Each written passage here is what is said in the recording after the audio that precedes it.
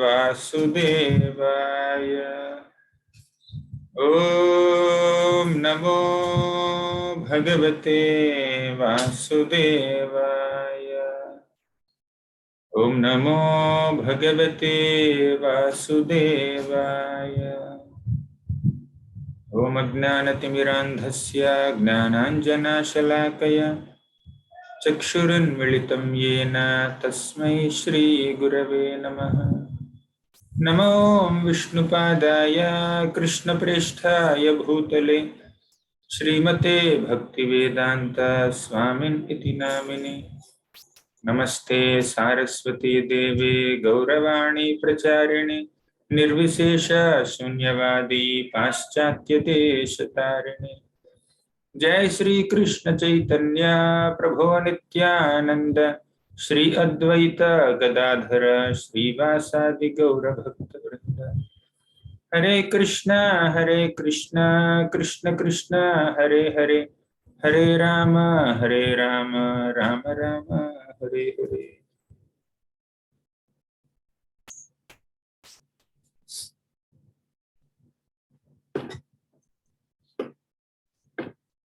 Hare Krishna. I welcome all the devotees who have assembled for this program. In the last 8 months, we have discussed about 60 plus shlokas of Bhagavad Gita, along with their meanings and sometimes some practical application perspectives also. So from today, we will discuss shlokas from other scriptures also, like Srimad Bhagavatam, Brahma Samhita, Mukundamala Stotra, Padyvali, Bhakti-rasamrita Sindhu, sometimes Chaitanya Charitamrita, like that. We will try to learn shlokas from other scriptures also, having meditated upon many Gita shlokas in the last 8 months. So today, I have selected one shloka from the 10th canto of Srimad Bhagavatam, 14th chapter, first shloka, which is spoken by Lord Brahma himself.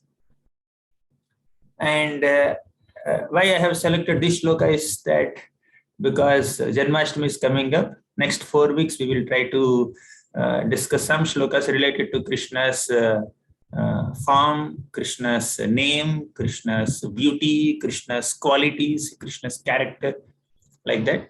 So this whole month we will discuss those beautiful shlokas about Krishna.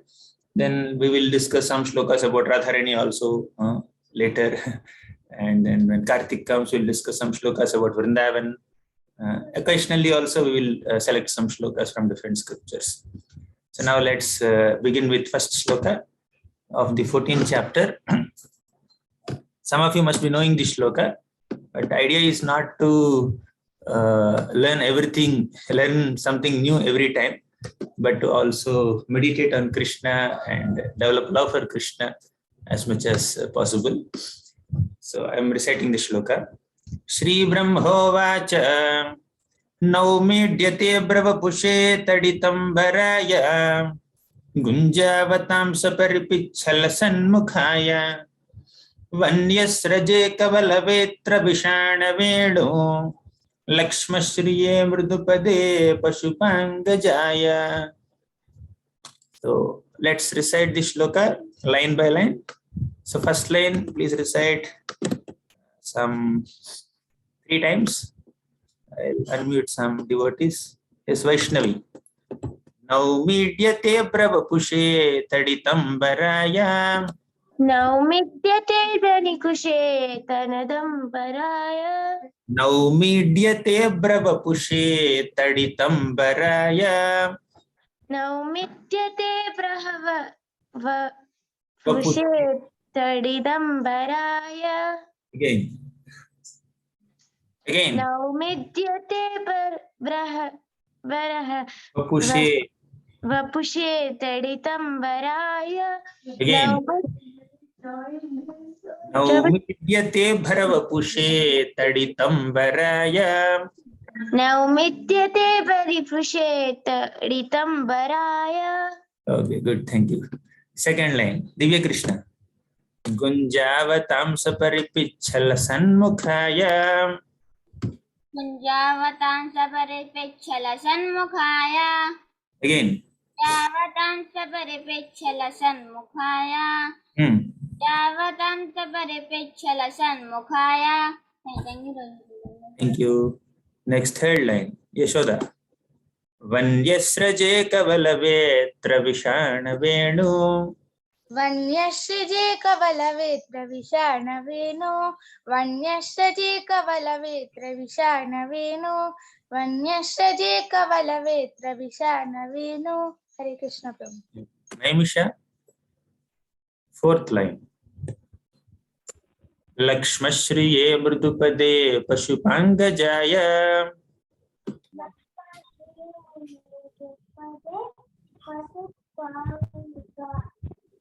Come closer. Naimisha, we can't hear you.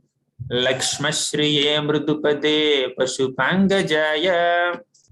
लक्ष्मश्रिये मृदुपदे पशुपाङ्गाय. Again. लक्ष्मश्रिये मृदुपदे पशुपाङ्गाय. Very good. Again.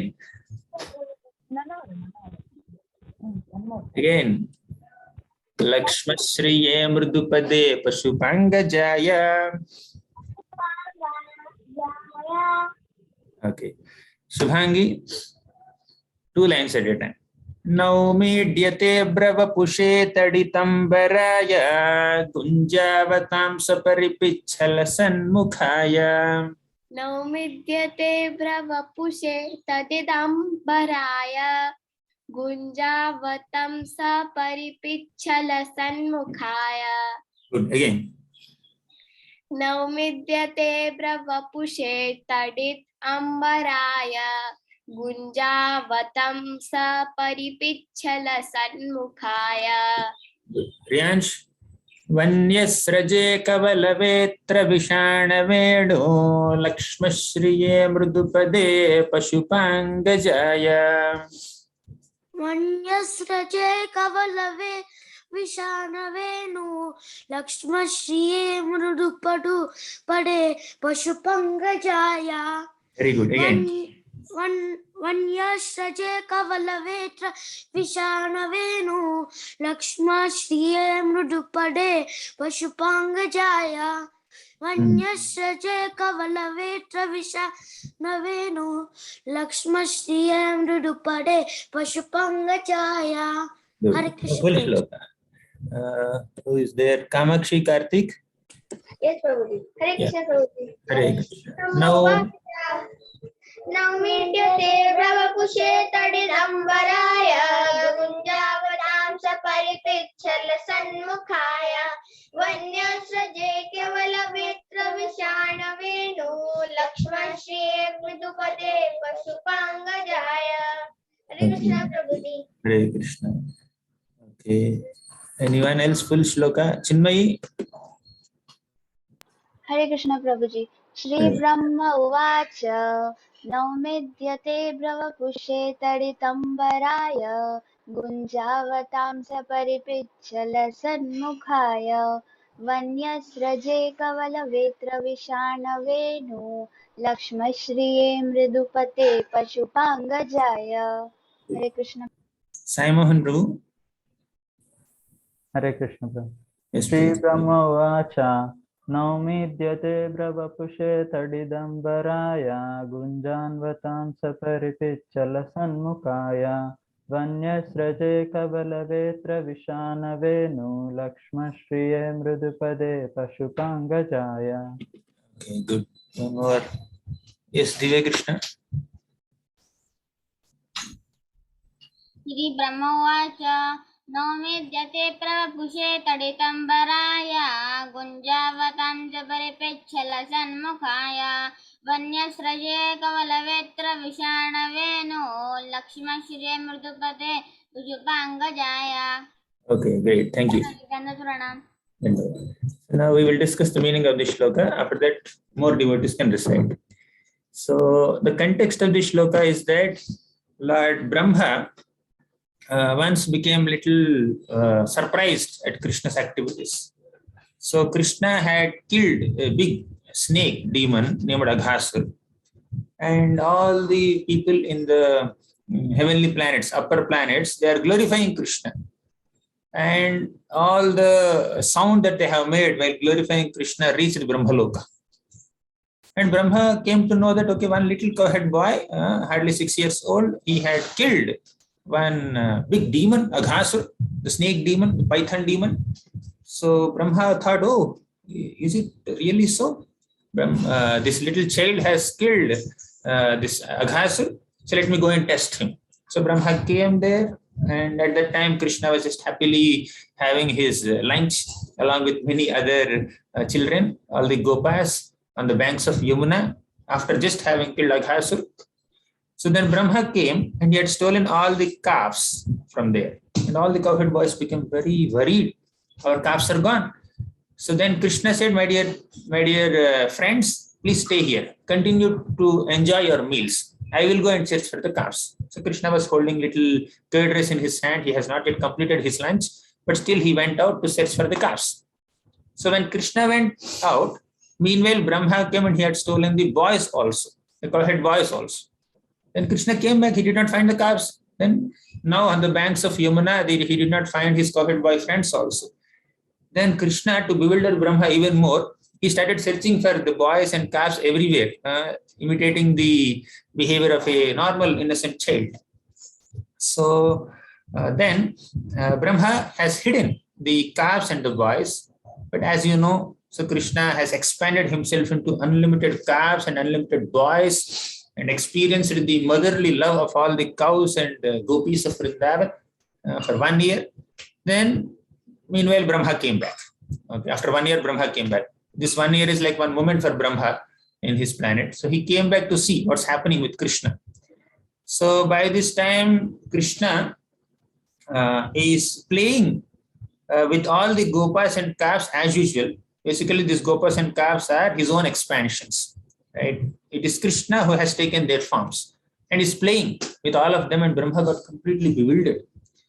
Then, to Brahma's surprise, Brahma has seen all these little gopas and calves transforming into 400 Vishnu Murtis. Okay, so seeing that, Brahma understood, this is my Lord. Krishna is my dear Lord.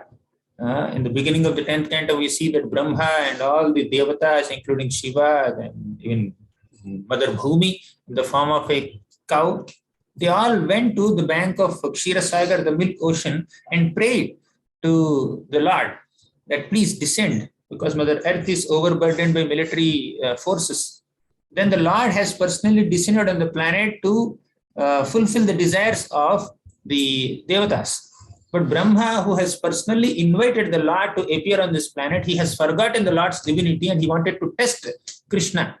So now his attempt to test Krishna has been failed, right? Because Brahma here is like a Bhagavatam compares Brahma with a small firefly in comparison to the sunlight, right? What is the light of a firefly in comparison to sun's light? So Brahma got the lesson of his life and he offered his prayers in great guilt and in paschatapa, with great devotion, with tears flowing from his 8 eyes. He had 4 heads, right? So he has 8 eyes. So with his 8 eyes, he was shedding tears and falling at the feet of little 6-year-old boy Krishna and offering these prayers. So he said, Naumedyate bravapushe taditam varaya. Naumi means I offer my obeisances unto you, O Krishna. Here is 4-headed Brahma, a very huge personality, very majestic personality who just came there on his swan carrier. And here is little Krishna, just a 6-year-old boy holding a small flute and a stick and little curd rice in his hands, standing in front of him. But Brahma is saying, now me, I offer my respectful obeisances to you. Idyate. Idya means one who is worshipable. Oh Krishna, although you are appearing as a little 6-year-old child, you are the most worshipable personality. Know me, I offer praise to you. I offer my respectful obeisances to you. Abhra Vapushi. Abhra means cloud. Vapu means body. So Krishna's body has the complexion of a monsoon cloud, dark monsoon cloud. So I offer my respects unto that little Krishna, whose bodily complexion resembles that of a monsoon cloud. Abharavapushi. Clear? Tadit ambaraya. Tadit means lightening. Ambara means this cloth. So Krishna wears a beautiful dhoti that's golden yellow in color, that resembles the complexion of lightning. Tadit ambaraya. So first line is clear. Now midyate means I offer my respects to the most worshipable Krishna. Abharavapushe. He has a body that resembles dark monsoon cloud. Tadit ambaraya. He wears a cloth that is as shining as lightning. Clear? Second line. Gunjavatamsa. So Krishna wears beautiful ornaments. And one of the beautiful ornaments that Krishna wears is Gunjamala.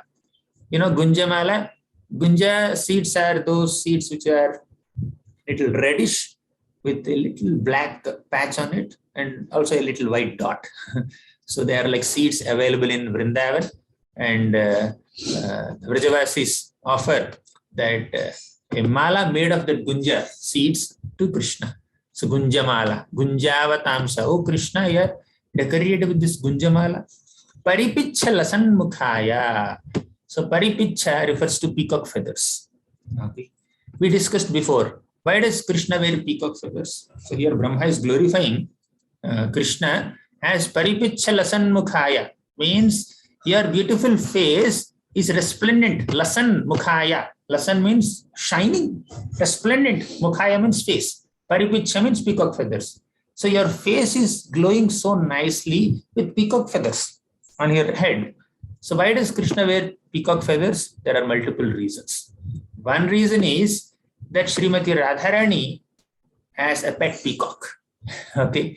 So Krishna wears the feather of that peacock to impress Radharani.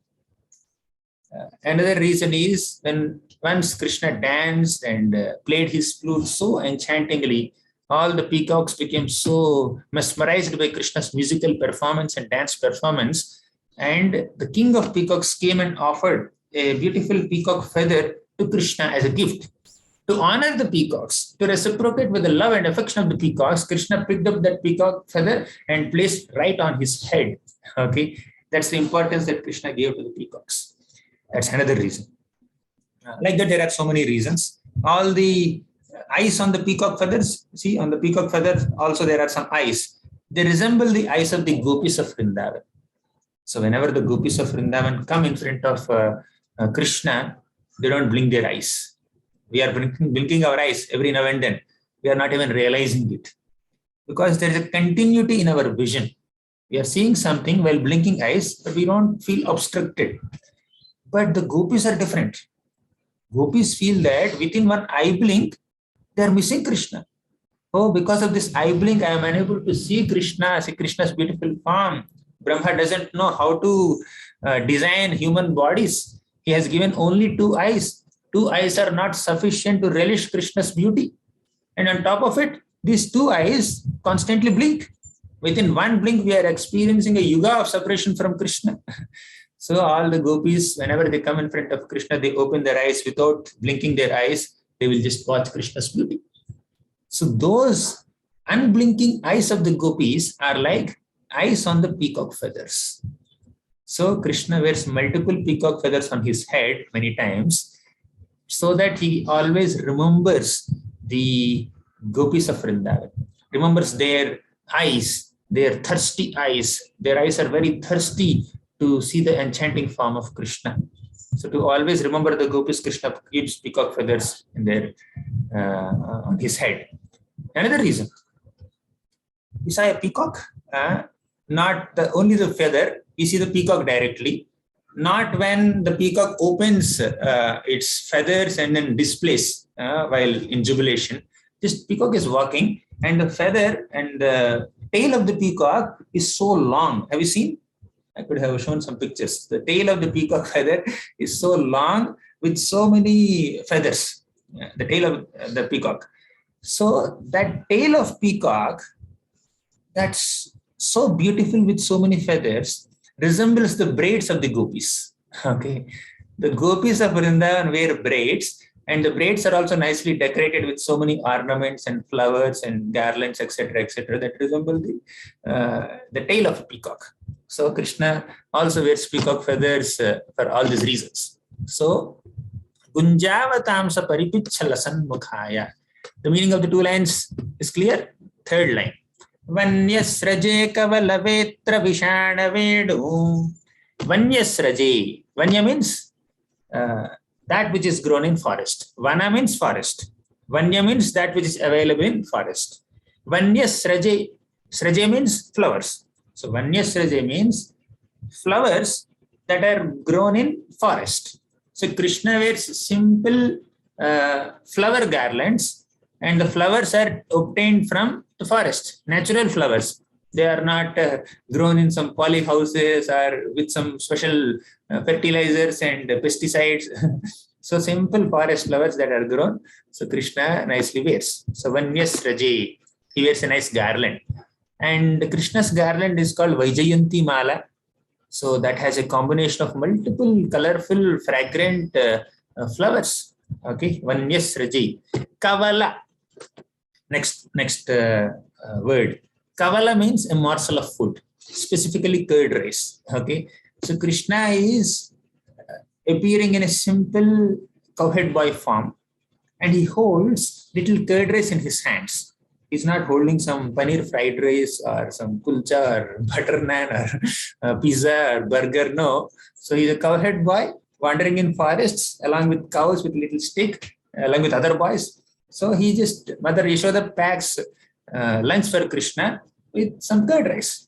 You know, how does she do? Sometimes Mother Yashoda mixes rice with milk and sprinkles some curd on top of it. Okay. And by this contact, the milk will become curd by lunchtime, and Krishna can eat it. Okay. So sometimes Mother Yashoda packs milk rice also for Krishna, mix it with sugar. So sometimes curd rice also. And along with that, Mother Yashoda also offers some pickles for Krishna. So different types of pickles. So Krishna keeps one morsel of curd rice in his hand, and he would put one pickle in the middle of two fingers, another pickle in the middle of these two fingers, another pickle in the middle of these two fingers. So he would eat like this, and he would take little, punch from the pickle. Okay, he would eat curd rice and then take some pickle. That's how Krishna eats. Kavala. So this is a simple attire, innocent attire of Krishna in Vrindavan. Vetra. Vetra means a stick. Krishna holds a stick.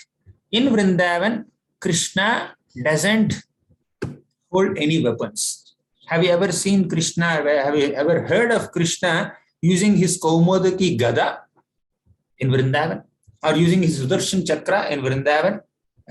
Yeah, once Krishna called Sudarshan Chakra to Vrindavan so that Sudarshan Chakra can protect Govardhan mountain from Indra's rain. But otherwise, Krishna never used the weapon to kill demons. So what Krishna holds in Vrindavan, he doesn't have bow and arrows also, like Ram had. So what Krishna holds in Vrindavan is a little stick, small stick. It is generally carried by cowhead boys and cowhead men. Whenever they enter the forest along with the cows and calves, they hold a little stick to control the cows and calves, never hit them. So Krishna would never strike the cows or calves. It's just a formality. It's just a convention. Okay. So they just hold the stick. Sometimes they put the stick on their neck and they put their two hands like this. Okay. If I had a stick, I would have shown.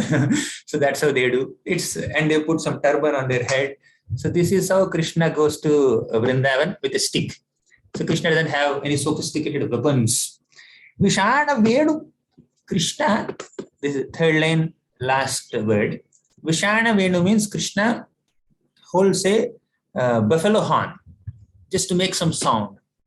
Third, last one is Venu, flute. So Krishna is holding a buffalo horn. So Krishna doesn't have whistles, right? He doesn't keep some whistles like drill masters do. He has a buffalo horn. He would make some sound. Why does he make that sound? He makes that sound so that all the cows can gather at one place in the evening. He will make that sound. He would also call the cows. Surabhi, please come here. So Krishna has multiple categories of cows, at least 108 categories of cows. We'll discuss all that calculations sometime later, but we have to complete the sloka. So Krishna calls the name of one cow, and each and every cow, all the 9 lakh cows in Krishna's head would hear her own name. So if I just call one of you, say Sri Ram, I'll call you. Will Karthik or Shubhangi or Yashoda or Divya Krishna, they will hear their own names. So everybody will hear only one name, Sri Ram. Okay, but Krishna calls the name of one cow, and all the cows will hear their own names. Okay, so that's how Krishna calls, and sometimes he plays buffalo horn also. And Venu. So the pastimes of Krishna's Venu flute are so beautifully described in the 21st chapter of 10th canto called Venu Gita. So Krishna, when he plays his flute, he would mesmerize the masters of musical science. Even Brahma, even Indra, Vishnu, all of them would get attracted to Krishna's flute. When Krishna is playing flute in Vrindavan, there are some devatas who are going in airplanes, and from there they would hear Krishna's flute, and they will not move ahead. They will stay there only to hear Krishna's flute. So all the birds which are constantly restless, have you seen a bird which is just keeping quiet, a sparrow? The birds are restless. They are just moving their head in all 10 directions. But when Krishna plays flute, birds will just close their eyes and they will start meditating on Krishna's flute. Okay. So, and all the rivers would also flow in great ecstasy when Krishna plays his flute. Rivers would offer offerings to Krishna, flowers to Krishna. So there are nice, beautiful lotuses that grow in rivers, and the waves of the rivers are like their arms, their hands. So with the hands of their waves, the rivers would offer the lotuses that grow within their waters to Krishna's lotus feet. Okay, this is how rivers respond to Krishna's flute song. So like that, Krishna is holding a little flute. And see, Krishna is not holding any sophisticated musical instrument also. He's not holding a veena or guitar or violin or harmonium or saxophone. There are so many different musical instruments, right? So Krishna is not holding any such sophisticated musical instruments. Simple flute. What is flute? Take a bamboo stick, hollow bamboo stick, put some holes in it, and then start playing. That's what Krishna does. So the attire of Krishna, as described in this sloka by Lord Brahma in Vrindavan, is filled with innocence, simplicity. While Krishna in Mathura, Krishna in Dwaraka, and Krishna in Vaikuntha, so in all these forms, Krishna displays unlimited majesty, grandeur, and opulence. But Krishna in Vrindavan has a very simple attire, as a little cowhead boy with a turban, not a crown. Dwarakadhish wears a big crown, dazzling crown, but Krishna wears a simple turban cloth and some flowers and fruits on his head, decorated by Mother Yashoda and sometimes his cowhead boy friends. So this is the simple and sweet attire of Krishna in Vrindavan. But don't minimize this form of Krishna. Oh, Krishna is just holding curd rice. He doesn't have access to opulent foodstuff. Krishna is holding a little stick. He doesn't have access to bow, arrows, and gada and chakra. And Krishna is holding little, wearing little turban. He doesn't have access to crowns. Don't think like that. That's why this little form as a cowhead boy in Vrindavan is filled with all opulences. That is described in the last line. Lakshmashriye. Lakshmashriye means this beautiful little cowhead boy form of Krishna in Vrindavan is filled with unlimited opulences, unlimited beauty. So don't minimize Krishna's form in Vrindavan just because it's very simple form, but it's the most powerful and the sweetest form available. Okay. Mridupade. Krishna is walking in Vrindavan forest with his Mridupada, soft, divine, butter-like lotus feet.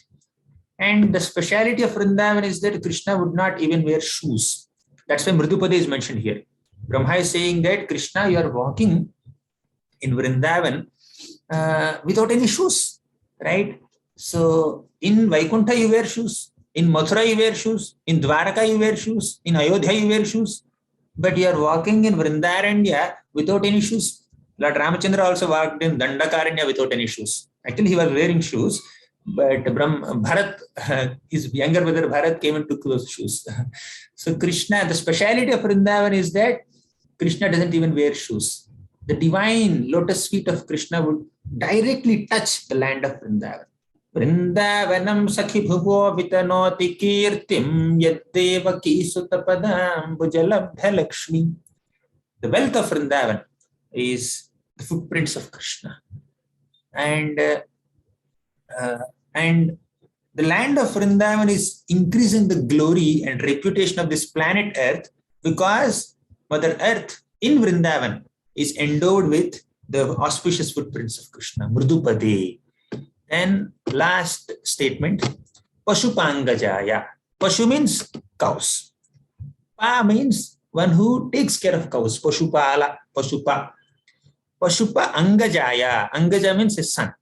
So Krishna in Vrindavan appears as the son of a cowherd boy or cowherd man, Nanda Maharaj. Pashupangajaya. This establishes Krishna's form in Vrindavan as the supreme manifestation of the absolute truth, superior to all other manifestations in other places. Of course, different devotees love Krishna in different forms. Somebody likes Dwarakadhish, wonderful. Somebody likes Mathuradhish, wonderful. Sometimes somebody likes Vaikuntapati, that's also wonderful. But there are some devotees who like Krishna's Vrindavan attire. Okay, so, and this establishes Nanda Maharaj's position as very special in comparison to Vasudev's position also. Because Vasudev, although he is also the father of Krishna, he never got to see Krishna's childhood pastimes in Vrindavan. He only saw Krishna as a grown-up, maybe 10-year-old boy. Okay, but Nanda Maharaj is very special. He could see all the childhood pastimes of Krishna.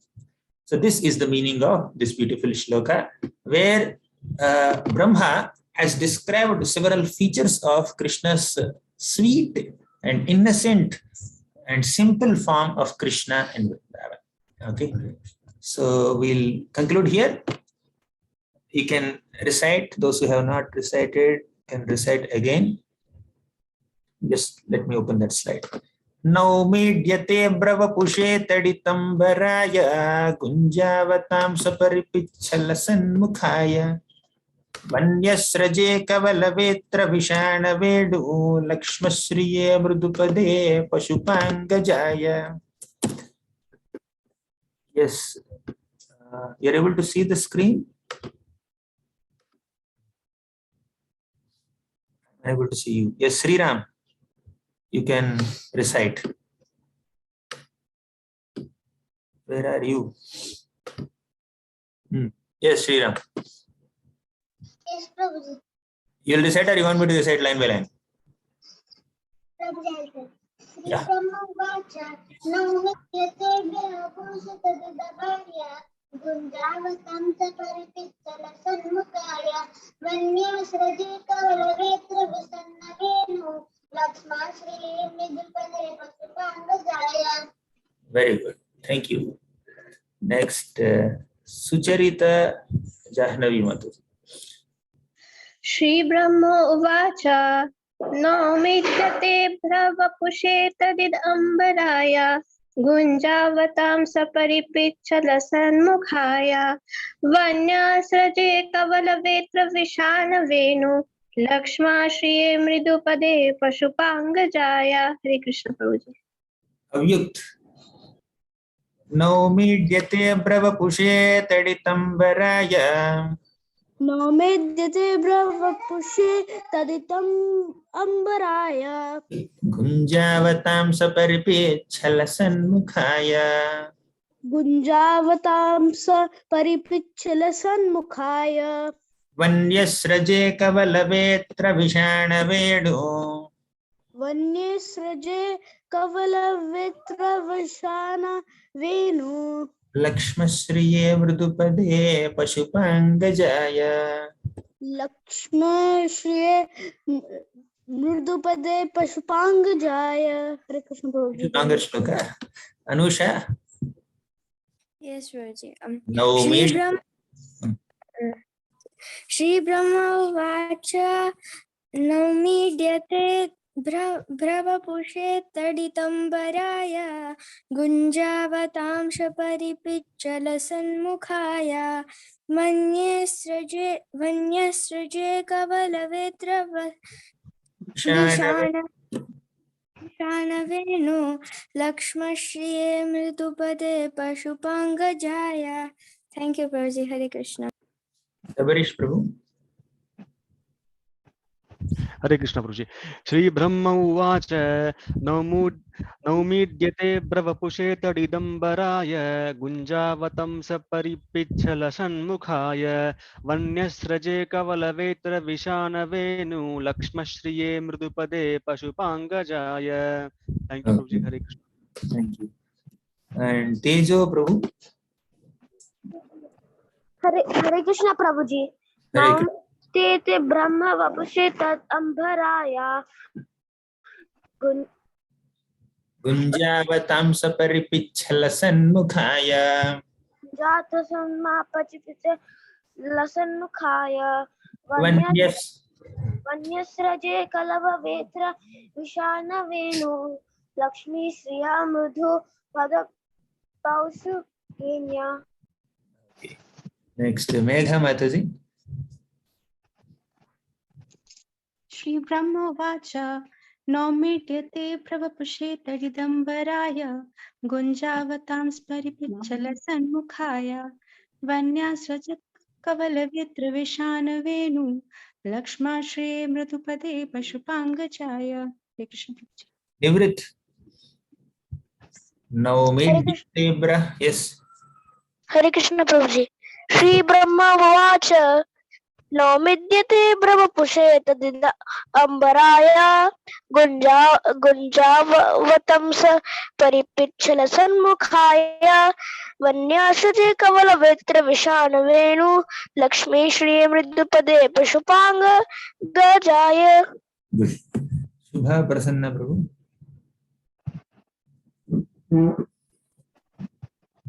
Yes, Prabhu, unmute yourself. Shri Brahma Uvacha Naumidyate Bravapushe Tadidambaraya Gunjavatamsa Paripichala Sanmukhaya Vanyasraje Kavalavetra Vishana Venu Mridupade Pashupangajaya. Hare Krishna. Sudarshan. Hare Krishna Prabhuji. Dhanyavad. Shri Brahma Uvacha Naumidyate Prahvasputadambaraya Gunjavatsma Paripichalanmukaya Anyesave Kalavetra Vishana Venu Lakshmi Shraye Mridupate Pashupangajaya. Hare Krishna. Dhanyavad Pranam Prabhuji. Divya Gauranga Mataji. Hare Krishna Prabhuji. Shri Brahma Vacha Naumidyate Bravapushe Tadidambaraya Gunjavatam Saparipicchala Sanmukhaya Vanyasraje Kavalavetra Vishana Venu Lakshmashri Mridupade Pashupangajaya.